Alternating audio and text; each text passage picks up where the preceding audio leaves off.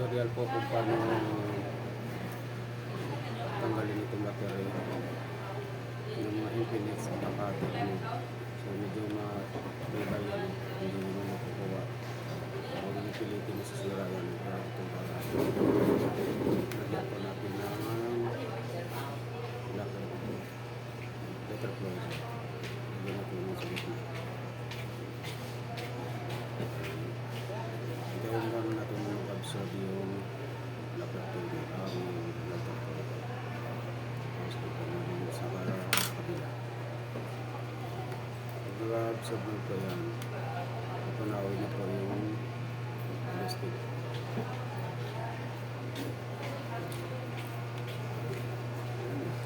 Lambot lang. Sana makatulong. Thanks for watching.